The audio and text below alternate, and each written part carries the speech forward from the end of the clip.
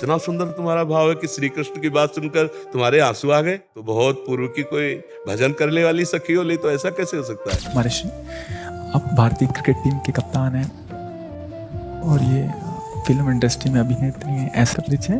प्रेमानंद जी महाराज का नाम आप सबने कभी ना कभी जरूर सुना होगा। सोशल मीडिया पर वो काफी ज्यादा पॉपुलर है और सनातन धर्म की काफी अच्छी सीख लोगों को देते हैं। प्रेमानंद जी राधा वल्लभ संप्रदाय को मानते हैं। आज उनको जो प्रतिष्ठा, मान सम्मान और लोगों का प्रेम मिल रहा है वैसा हमेशा से नहीं था। प्रेमानंद जी का शुरुआती जीवन काफी कठिनाइयों में बीता है, जिसके बारे में ज्यादातर लोग नहीं जानते हैं। प्रेमानंद जी का सनातन धर्म के प्रचार प्रसार में भी काफी योगदान रहा है। वो युवा बच्चों को जिंदगी में अच्छा करने के लिए प्रेरित भी करते हैं और धर्म के प्रति जागरूक भी करते हैं। देखो, सबसे पहली बात है कि यदि हमारे आचरण पवित्र नहीं है तो हम किसी भी मार्ग में सफल नहीं हो सकते।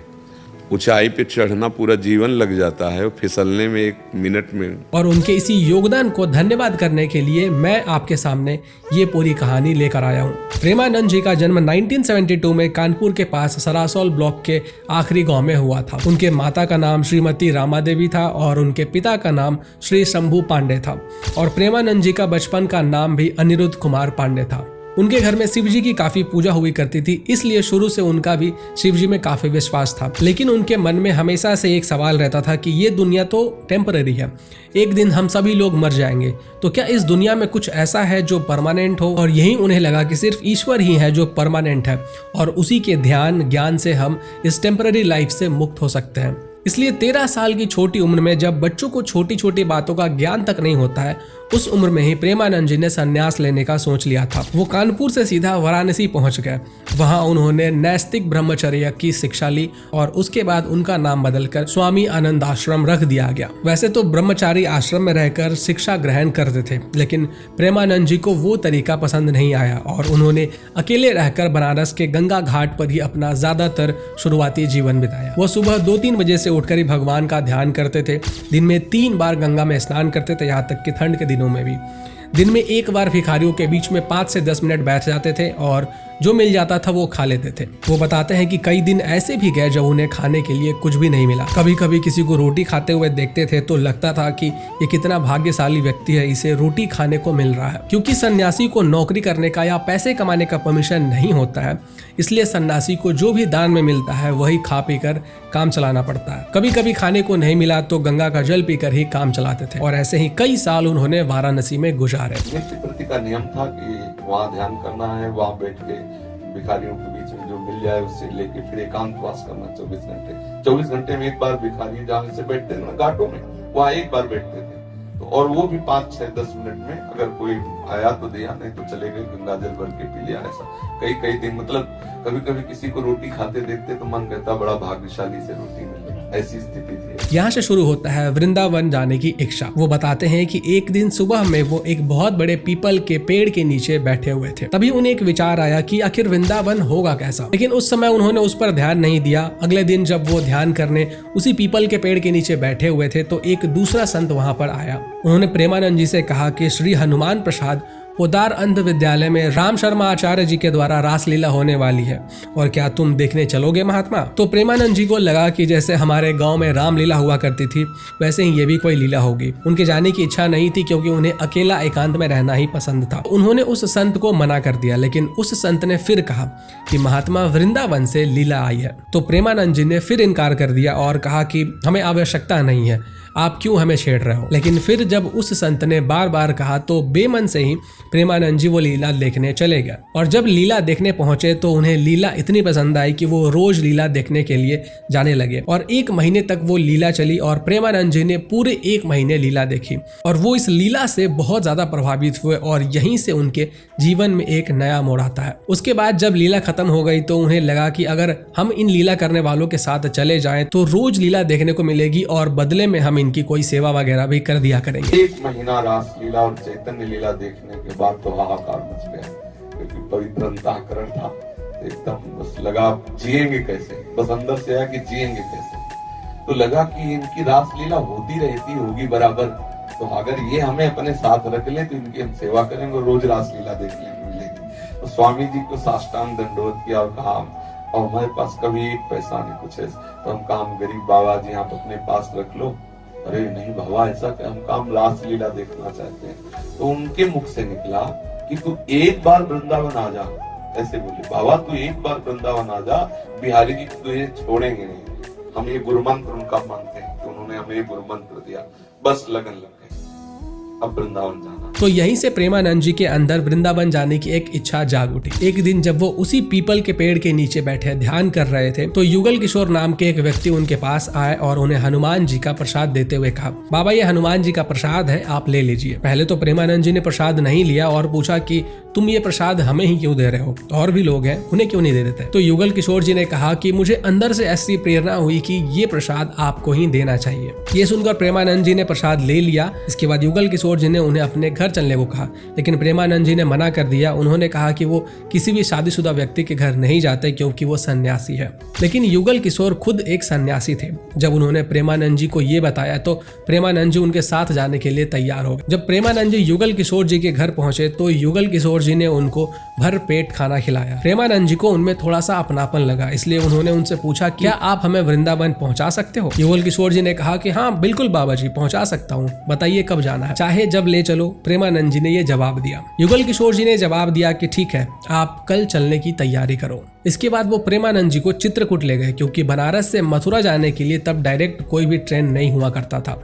2-4 दिन चित्रकूट में रहने के बाद किशोर जी ने प्रेमानंद जी को ट्रेन में बिठा दिया और वो मथुरा पहुंच गया। जब स्टेशन पे उतरे तो उनकी जेब में कोई पैसे तो थे नहीं, समझ भी नहीं आ रहा था कि कहाँ जाए। मथुरा में जब उतरे तो पैसे तो हमारे पास थे नहीं, तो एक भगत उसमें थे और वो आपस में चर्चा कर रहे थे, उसमें गलत वार्ता हो रही थी। तो हमने कहा वैसे दो के बीच में नहीं बोलना चाहिए, पर आप लोग ठीक वार्ता नहीं कर रहे। शास्त्र के अनुसार यदि वार्ता हो तो उसमें सुख मिलता है, नहीं तो ऐसे आपस में राग द्वेष क्लेश होने की संभावना है। तो दोनों चुप हो गए, हमारी तरफ देख रहे हैं। तो उस चर्चा को जब बड़े प्रभावित हुए, उन्होंने कुछ रुपए निकाले, हम कहा रुपए नहीं चाहिए। तो बोले आप कहाँ जा रहे हो, उनका वृंदावन। वृंदावन में कहा, हमें कुछ पता नहीं हमें। तो बोले चलो आज मथुरा में रुक जाओ, हमारे यहाँ हम गेस्ट हाउस में रुकेंगे। तो उस गेस्ट हाउस में लिखा था राधे श्याम गेस्ट हाउस। वो लोग प्रेमानंद जी को अपने साथ गेस्ट हाउस लेकर चले गए और उनसे कहा कि आप इसी गेस्ट हाउस के बाहर इंतजार करिए, हम आपको बुला लेंगे। तो वो लोग अंदर चले गए और प्रेमानंद जी काफी देर तक बाहर बैठे उनका इंतजार करते रहे, लेकिन वो बुलाने नहीं आए। इतने में वहाँ का गार्ड आता है और वो भी प्रेमानंद जी को कहता है कि आप यहाँ से चले जाइए। तो प्रेमानंद जी गेस्ट हाउस से बाहर निकलने लगे, तभी उन्हें एक बाबा मिले और उन्होंने प्रेमानंद जी से पूछा, जय श्री कृष्ण बाबा जी, यहाँ पर कैसे बैठे हो। तो प्रेमानंद जी ने उन्हें पूरी कहानी सुनाई, जिसको सुनकर उन्होंने कहा कि अरे आप ये सब छोड़ो और आओ हमारे साथ चलो। प्रेमानंद जी उनके साथ उनके घर गए, जहां उन बाबा ने प्रेमानंद जी को बहुत तरह तरह के पकवान वगैरह बनाकर खिलाए। रात के 11 बज रहे थे और ठंड भी बहुत अच्छी खासी थी। तो उसके बाद उन बाबा ने प्रेमानंद जी को सोने के लिए कंबल दिया, जिसको प्रेमानंद जी ने लेने से मना कर दिया और कहने लगे कि सुबह होते ही मैं निकल जाऊंगा, कंबल वगैरह की आवश्यकता नहीं है। और वैसे भी इतने साल ठंड में बिना कपड़ों के रहने से उनका शरीर अब ठंड सहन करने का आदी हो गया था। उन्होंने जब पहली बार कृष्णा जी की मूर्ति के दर्शन किए तो उनकी आंखों से आंसू बहने लगे। फिर स्नान किया यमुना जी में सुबह जाके, और मथुरा जन्म पहली बार केशव देव के दर्शन किए। जेवी साहब ने दर्शन के चिल्ला के रोना आया, क्योंकि उन्हीं के लिए आए थे ना। अब वहाँ एक नई लीला शुरू हो गई। अब हमारा रोना और लोगों का माला चढ़ाना, रुपया चढ़ाना। ढेर सारे रुपए चढ़ गए, मिठाई के डिब्बा और माला, क्योंकि भेष जटाजूट और रोना तो दोनों मतलब एक सबको प्रभावित करता है कि बाबा जी की रो रहा भगवान नाम में। तो और वो अंदर से ठाकुर जी का माखन मिश्री और माला लाए। इतने में एक आदमी ने कहा कि बाबा हमारी इच्छा है आपकी सेवा करें। तो आपको पूछा क्या, हम कहा हमें वृंदावन जाना है। तो उसने गाड़ी मंगाई और हमें बोले वृंदावन में कहा, तो हमें सुना था रमण रेती, तो हम कहा रमण रेती, तो यहाँ लाके उतार दिया। प्रेमानंद जी वृंदावन तो पहुंच गए थे, लेकिन वहां पे उनकी किसी से जान पहचान नहीं थी, कोई पता ठिकाना भी नहीं था। तो वहां उन्हें एक साधु मिले, उनसे कहा कि 3-4 दिन कहीं रहने का इंतजाम हो जाए तो बहुत कृपा होगी। इस तरह उन्हें वहां रहने की जगह मिल गई। फिर ऐसे ही धीरे धीरे उन्होंने वहां पर साधु संतों से बातचीत की और तब उन्हें श्री गौरंगी शरण जी महाराज के बारे में पता चला। गौरंग जी भी राधा वल्लभ संप्रदाय के एक बहुत ज्ञानी संत थे। उन्होंने काफी समय तक उनसे शिक्षा ली और उसके बाद प्रेमानंद जी भी एक सिद्ध राधा वल्लभ संत बन गए और वृंदावन में लोगों को सनातन धर्म की शिक्षा देने लगे और अब वो चैतन्य विहार के केली कुंज में लोगों को प्रवचन देते हैं। सोशल मीडिया पर लोग उनको काफी ज्यादा पसंद करते हैं। अब बहुत सारे यंगस्टर्स को ऐसा लगता है कि ये जो बाबा होते हैं इनकी जिंदगी बहुत आसान होती है, बैठे बैठे प्रवचन दो, पैसे कमाओ। लेकिन प्रेमानंद जी की पास्ट लाइफ देखे तो उनकी जिंदगी काफी कठिनाइयों से गुजरी है और अभी उनकी दोनों किडनी फेल है, जिसकी वजह से उनको डायलिसिस करवाना पड़ता है। 35 साल की उम्र में ही उनकी दोनों किडनी एक जेनेटिक प्रॉब्लम की वजह से खराब हो गई थी और डॉक्टर ने उनसे कहा था कि अब आप 4-5 साल से ज़्यादा नहीं जी पाएंगे। तब उनके पास ना तो इलाज करवाने के लिए पैसे थे और ना ही सेवा करने वाले कोई शिष्य। लेकिन लकीली उनकी जान बच गई। हालांकि किडनीज अभी भी प्रॉपरली वर्क नहीं करती है, लेकिन फिर भी वो सनातन धर्म के प्रचार में लगे हुए हैं। हमें डॉक्टर ने जब पहली बार चेक किया सब तो उन्होंने देख के कहा कि बाबा तुम्हारी दोनों किडनी खराब है। और ऐसी हालत हमारी थी बच्चा कि 1 रुपया पास नहीं, एक व्यक्ति पानी देने वाला नहीं, अगर हम मांगने जाएं तो रोटी मिले नहीं तो एक छोटी सी कुटिया दी गई थी जिसमें छत भी टूटी हुई थी।